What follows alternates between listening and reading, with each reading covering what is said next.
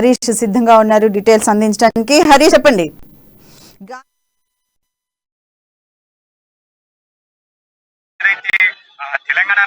దీనికి పిసిసి అధ్యక్షుడు రేవంత్ ఠాక్రే హాజరైనట్లుగా ఎటువంటి అంశాలు దీంట్లో ప్రస్తావనకు వచ్చాయి? ఏదైతే తెలంగాణ రాష్ట్రంలో కాంగ్రెస్ పార్టీకి పూర్వవైపు తీసుకురావడానికి, అలాగే రానున్న ఎన్నికల్లో కాంగ్రెస్ పార్టీ గెలిపే దిశగా కూడా కాంగ్రెస్ పార్టీ అడుగులేస్తుందని చెప్పొచ్చు. ప్రధానంగా కాంగ్రెస్ పార్టీ చూస్తున్నట్టయితే గతంలో ఏదైతే రాహుల్ గాంధీ భారత్ జోడో యాత్ర కావచ్చు, దానికి అనుగుణంగా సాగుతున్న ఆర్సీ జోడో యాత్ర, టీపీసీసీ రేవంత్ రెడ్డి కావచ్చు, అలాగే సిఎల్పీ నేత బట్టి విక్రమార్క పాదయాత్ర ఒక పక్క నడుస్తున్నాయి. మరో పక్క అయితే ఏదైతే కాంగ్రెస్ పార్టీకి వ్యవహారాల ఇన్ఛార్జ్ గా మాణిక్రావు ఠాక్రే ఎప్పుడైతే వ్యవహారాల ఇన్ఛార్జ్ గా బాధ్యతలు చేపట్టారో, బాధ్యతలు చేపట్టినప్పటి నుంచి కూడా రాష్ట్రానికి వరుస పర్యటనలు చేస్తారు. ఇప్పటికే దాదాపు 4 సార్లు ఆయన రాష్ట్రం తెలంగాణలో పర్యటనలు చేపట్టారు. దాంట్లో అంటే కాంగ్రెస్ పార్టీలో ఏదైతే ముఖ్య నేతలు కావచ్చు, అలాగే మిగతా నేతలతో గతంలో ఉన్న అసంతృప్తులంతా వాళ్ళతో భేటీ అయిన పరిస్థితి ఉంది. అలాగే ఏదైతే కాంగ్రెస్ పార్టీని రాష్ట్రంలో బలోపేతం చేయడానికి, అలాగే గ్రామ స్థాయిని కూడా రాష్ట్ర స్థాయి వరకు కాంగ్రెస్ పార్టీకి బలమైన నాయకత్వాన్ని ఏర్పరిచేందుకు కూడా ఠాక్రే ఇక్కడ ముఖ్య నేతలకు భేటీ అయ్యి ఎప్పటికప్పుడు వాళ్ళను పర్యవేక్షిస్తున్న పరిస్థితి కనిపిస్తుంది. అలాగే నిన్న ఏదైతే తెలంగాణ పర్యటనలో భాగంగా నిన్న ఠాక్రే హైదరాబాద్ చేరుకున్నారు. హైదరాబాద్ నిన్న ఏదైతే ఇఫ్తార్ విందులో చార్మినార్ దగ్గర నిర్వహించిన ఇఫ్తార్ విందులు పాల్గొనడం జరిగింది. అయితే ప్రధానంగా ఈ రోజు ఏదైతే కాంగ్రెస్ పార్టీ ఉపాధ్యక్షులు అలాగే ప్రధాన కార్యదర్శులు భేటీ అయ్యారు. ఇప్పుడు సోషల్ మీడియా కమిటీతో కూడా భేటీ అయ్యే పరిస్థితి కనిపిస్తుంది. ప్రధానంగా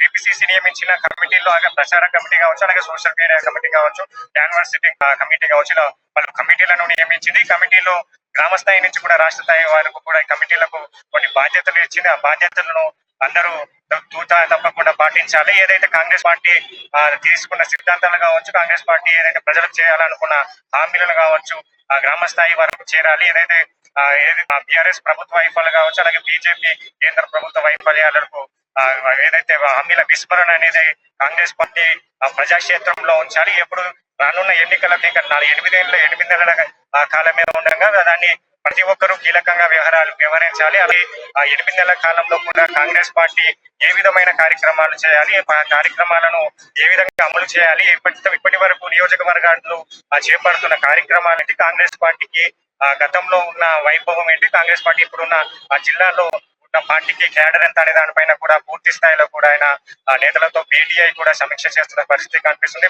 అంటే గతంలో ఇప్పటికే 4 సార్లు పర్యటన చేపట్టారు. పర్యటన భాగంగా కూడా ఏదైతే కమిటీలు కావచ్చు, అలాగే ముఖ్య నేతలు కావచ్చు, టీపీసీసీలో ఏర్పడ్డ అసమ్మతులు కావచ్చు, అన్ని రూపుమాపుకుంటూ కాంగ్రెస్ పార్టీని ఒక గాడిలో పెట్టే విధంగా కూడా మాణిక్రావు ఠాక్రే వ్యవహరిస్తున్నారని చెప్పవచ్చు. ప్రధానంగా ఈ రోజు జరిగిన చర్చలో ఈ రోజు అయితే గాంధీ భవన్ వేదిక కూడా ఈ రోజు నిన్న వచ్చిన ఠాక్రే రేపు ఎల్లుండి వరకు కూడా హైదరాబాద్ లో ఉండనున్నారు. ప్రధానంగా కాంగ్రెస్ పార్టీ బలమైన క్యాడర్ ఏర్పరచడమే కాకుండా కూడా ఏదైతే బీఆర్ఎస్ పార్టీ అనుసరిస్తున్న ప్రభుత్వ ప్రజా వ్యతిరేక విధానాలు, అలాగే ఏదైతే బీఆర్ఎస్ పార్టీ ఎన్నికల ముందు ఇచ్చిన హామీలను ఏ విధంగా విస్తరించింది, ఆ హామీల లిస్ట్ ను కూడా తయారు చేసి షార్ట్ షీట్ రూపంలో కూడా ప్రజాక్షేత్రంలో ఉంచాలి. ఏదైతే ఆర్సీఆర్ జోడో కొనసాగుతుంది, పాదయాత్రలో భాగంగా కూడా ఈ షార్ట్ షీట్ ను విడుదల చేస్తున్నారు. అలాగే ఈ ఎన్నికల కాలంలో నిర్వహించబోయే ప్రచారాల్లో కావచ్చు, అలాగే ఏదైతే సోషల్ మీడియా వేదికకు కూడా బీఆర్ఎస్ పార్టీ వ్యతిరేకంగా, అలాగే కాంగ్రెస్ పార్టీ గతంలో చేసిన అభివృద్ధి కార్యక్రమాలు, సంక్షేమ పథకాలు, ఇప్పుడు రానున్న ఎన్నికల్లో గెలిస్తే తీసుకువచ్చే సంక్షేమ పథకాలు, అలాగే అభివృద్ధి కార్యక్రమాల దానిపైన కూడా సోషల్ మీడియా వేదిక కూడా ప్రజాక్షేత్రంలో ఉండేందుకు కూడా సిద్ధమవుతుందని చెప్పవచ్చు. ప్రధానంగా ఏదైతే గతంలో కాంగ్రెస్ పార్టీకి బలమైన ఓటు బ్యాంకుగా కలిగిన ఎస్సీ ఎస్టీ ఓటు బ్యాంక్ ఉండేది. ఓటు బ్యాంకు వల్లనే ఇక్కడ పంజాబ్ లో కావచ్చు, మిగతా రాష్ట్రాల్లో కూడా కాంగ్రెస్ పార్టీ గెలుపు దిశగా వెళ్తుంది. అలాగే అదే సూత్రాన్ని కూడా ఇక్కడ తెలంగాణలో అమలు చేయాలని భావిస్తుంది. ప్రధానంగా ఈ రోజు జరిగిన ఎస్సీ ఎస్టీ ఏదైతే అధ్యక్షులకు మీటింగ్ కూడా ఏర్పాటు చేయడం జరిగింది. ప్రధానంగా ఏదైతే రాష్ట్ర వ్యాప్తంగా ఉన్న ఎస్సీ ఎస్టీ బలమైన నియోజకవర్గాలలో లిస్టు తీయాలా, లిస్టు ప్రధానంగా కూడా అక్కడ ఎస్సీ ఎస్టీలకు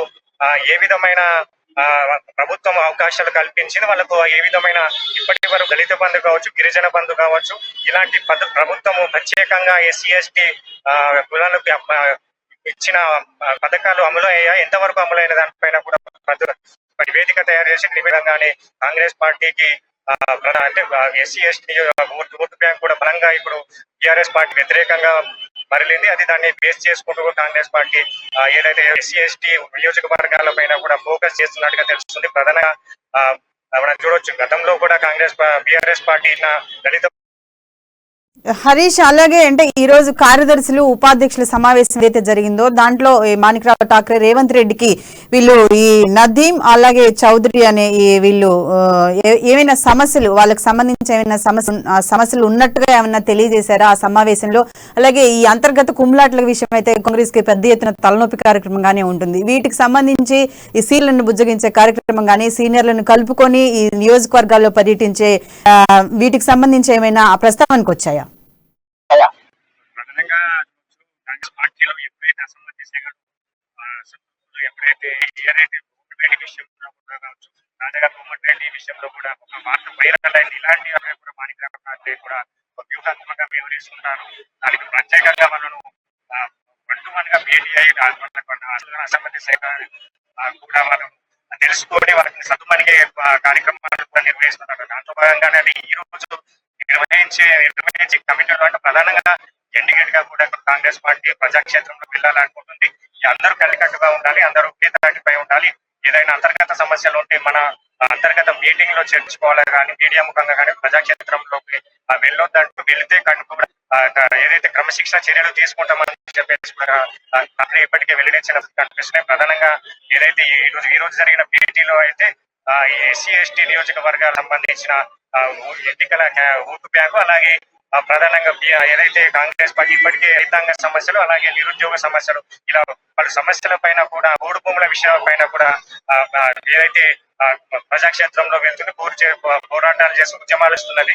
ఇలాంటి మరికొన్ని కార్యక్రమాలు తీసుకొని ప్రజాక్షేత్రంలో ఉండాలి. మనం అంటే వచ్చే ఏదైతే 8 నెలల కాలంలో వ్యూహాత్మకంగా నిలుస్తూ ఏదైతే బీఆర్ఎస్ పార్టీకి వ్యతిరేకంగా పోరాడాలి, బీఆర్ఎస్ పార్టీకి పైన ఘన విజయం సాధించాలనే లక్ష్యం కూడా కాంగ్రెస్ పార్టీ ముందుకెళ్తున్నట్టుగా తెలుస్తుంది. ప్రధానంగా చూస్తే ఇప్పటికే పాదయాత్రలు చేస్తున్నారు. అలాగే ఏదైతే రైతాంగ సమస్యలు కావచ్చు, పోడు భూముల సమస్యలు కావచ్చు, గిరిజన సమస్యలు కావచ్చు, ఏదైతే బీఆర్ఎస్ ప్రభుత్వం అక్కడ ఏదో ప్రజలకు ఇచ్చిన హామీలు కావచ్చు, ఏదైతే పథకాలు అమలు చేసిన పథకాలు కావచ్చు, ఎంతవరకు అవి సక్సెస్ అయినాయి, ఎంతవరకు దాన్ని లబ్ధి పొందిన డబుల్ బెడ్రూమ్ విషయంలో కూడా ఇలాంటి వైఫల్యాలనే అన్ని నివేదిక తీసుకొని ఖచ్చితమైన ఆధారాలతో కూడా ప్రజాక్షేత్రంలోకి వెళ్ళి కొట్లాడే విధంగా కూడా కాంగ్రెస్ పార్టీ సమాయత్తమవుతున్నట్టుగా తెలుస్తుంది.